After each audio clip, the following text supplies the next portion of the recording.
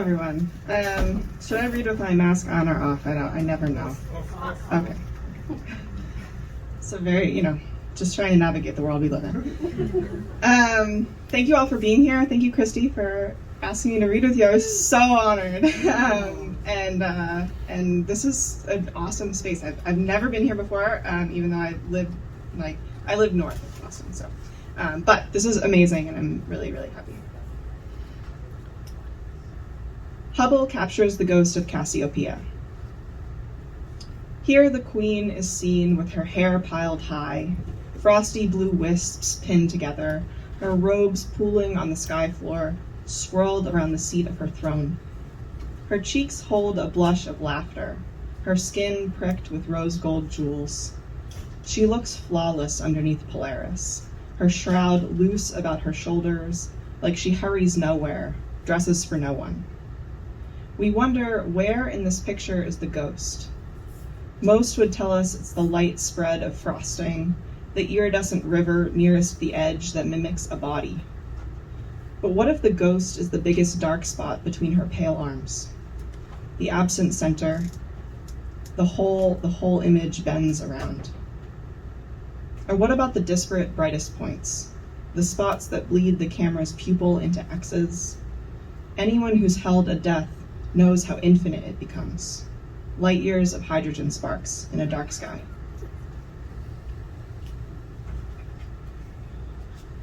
A lot of the poems in this book are named for pictures that were taken by the Hubble Space Telescope, and it's very, very exciting to me now that we have a new space telescope to look at pictures from. But as of yet, I haven't noticed that any of them are named particularly as interestingly as the Hubble's pictures. So I encourage you, if you're looking for a good writing prompt, to go on nasa.gov and look at the Hubble's picture titles. I'll read one more titled like that.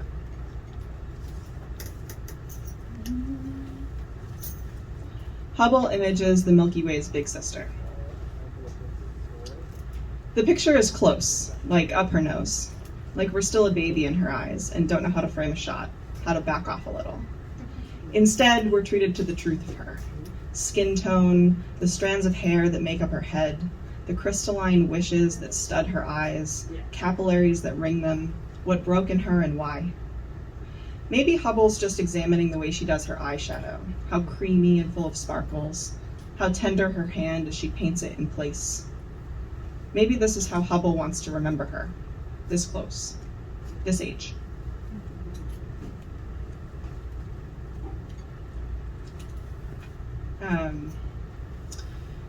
So another thing that happens in this book is there's a series of sonnets for planets and their moons, and I wanted to cast them as contemporary lovers and moments of joy, but of course then some of them got sad, because that's what happens.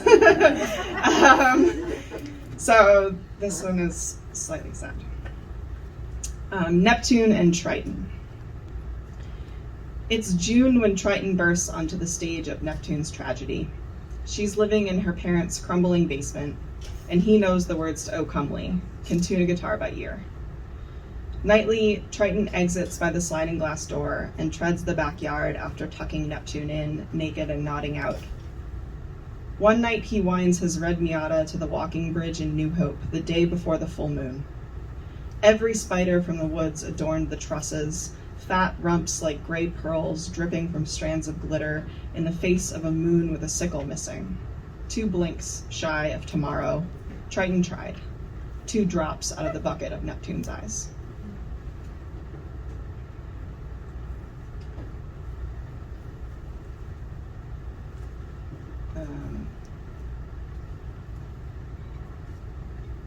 Eclipsing Binaries.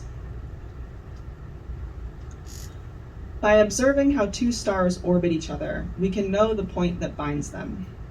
From light years away, we can look at their union and say, this is what makes them partners. Never mind that we can't know their names or the language in which they say, I love you. We can feel the way their light shifts and dodges as they dance, see their alternating rhythm as they wash dishes, get dogs, fix the fence in the front yard. We can't tell their faces apart at this distance, yet we know beyond a doubt which will die first. We know their collected mass, the length of their arms, the moment their first child is stillborn, the brightness of their morning, and the time at which it will end, swollen, red, cold, and bigger than both of them.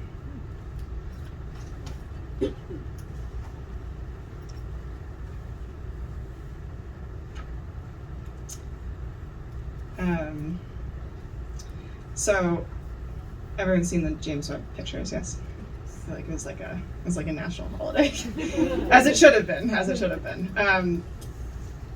So this was obviously written before, when even we didn't know the launch date of the James Webb and kept getting pushed back. So this is from the point of view of Hubble to the James Webb. So Hubble's letter to the James Webb. This requires a little bit of background knowledge on what all went on when they launched Hubble, but I think that you'll pick it up. At first, be a blunder. Be a disappointment. Fool them. Make them think you know different than a space rock filled with diamonds. Make them puzzle over you. Give them the gift of problem solving. Let them generate the feat of human engineering that fixes you. Then tell them what they want to hear. In all its wispy, pinprick detail, let them be amazed. Marvel at the least you can do. If they ask for the beginning, tell them it's possible, but they'll have to conjure it, to sit at your feet and pray long enough in the right numerical combinations. Make them sweat, and then drop the cloak of darkness from the universe's shoulders. Reveal to them their secrets, that everyone has children even if we don't know them, that everyone orbits, that shadows lurk under ice, that stars mock the shape of each of our faces, that even emptiness has a name and pulls us. When you are more than they have ever dreamt, keep clicking. Show them you're just getting started. It will be like magic for them, better than God explaining. You can show them millions of years of proof of ghosts. You can display almost impenetrable depths and what crawls there. You can whisper to them their only great hope, that they may not be alone, that one morning they will wake up to an image of a hand waving hello.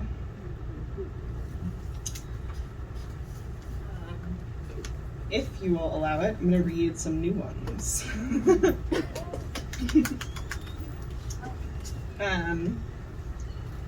So I thought I was done writing space poems, but actually I'm going to start with one not space poem, and then we'll do space poems. So I also write a lot about music because I love music. So this is called Punk Rock Sunrise, which refers to a thing that I wish I had a picture of. I should know every time I read this poem I want a picture of it to show. But anyway, I'll explain the thing. Punk Rock Sunrise. The proverbial mountaintop that you have to hike to see the punk rock sunrise is 10 rows back in the crowd, so thick you can't lift your arms. But you're excited about this band, so you do anyway. You get on your tiptoes and bounce a little, periscope your cell phone to take the shittiest picture of mostly the back of people's heads. Feel everyone start to shift around you with the feedback's first whine. It took me years, and cities and cities and friends and cities and internet black holes of bands and bands and bands to find a place it felt I fit. When I take the picture, and there's this perfect horizon of light breaking it in half from the photographer's flash, it doesn't matter how shitty the rest of the picture is. To me, it's the punk rock sunrise, and it's all mine.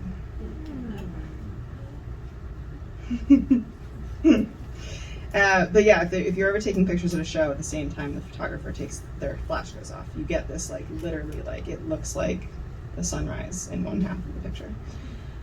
All right, and we're gonna try this too. So I was telling Christy I've been mainly writing fiction, so that feels a little bit weird to read at a poetry reading because it's just a different vibe. But I'm gonna try it, and this one's really short, and I have this like really big confessional desire to like read whatever I've been working on most recently. Like I literally like want to be at home and like be like, oh man, like I just wrote this thing, and then come tell you all. So this is sort of what I wrote most recently, and yeah. It's called My Mini. Yesterday, my therapist asked about lychee.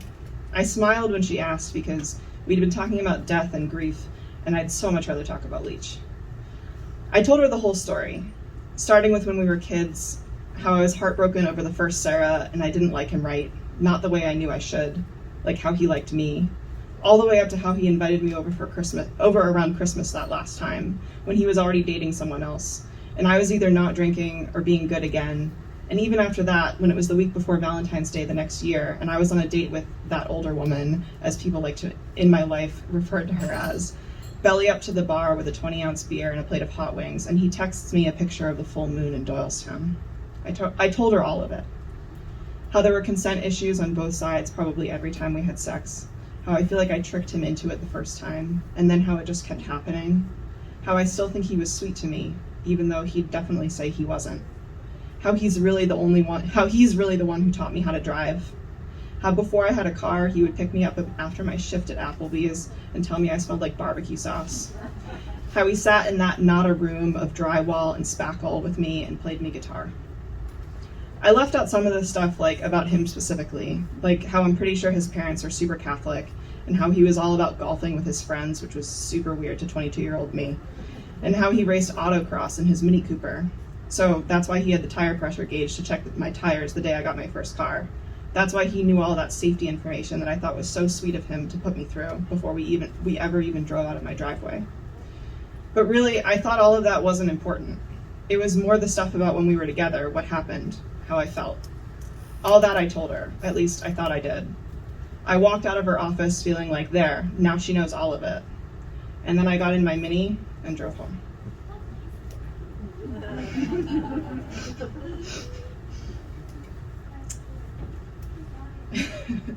Anyway, yeah, fiction is weird, but I've been messing around with it, and I like it. It's fun to read.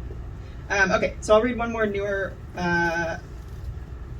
space poem, and then I'll end with one space poem from the Visible Planets. Thank you for listening. This is called Earth Twin. My boyfriend is on about this podcast. He says to me, "You'll like this one." A woman discussing her tenure at NASA, and as she talks, I hear her rub the stone of the words Earth Twin again and again. The idea of a planet similar in size and distance from its star. At one point, she admits that if all she ever does is make it more possible for future scientists to find one such being, it would be enough. I've never had much luck with something like that. To find an alternate vehicle for the life I wish I could have lived, when the ground around me becomes molten and poisoned. Don't tell me I can wreck my life and then get a new one. If we could find another planet for ourselves, if we could take a rocket ship there and eat dehydrated ice cream together on the International Space Station couch, does that mean we should? My Earth twin boyfriend dissolved. I spent too long looking at the lake and asking it if we lived on another planet, would we make the same mistakes? I sat with a scientist's lifelong aspirations germinating in my brain until all the sprouts were space telescopes, and every sparkle in my blurry vision was a new twin of an old ghost I should have left dead. What right do we have to any of these worlds, even if we could take them? Science, like memory, does what it wants.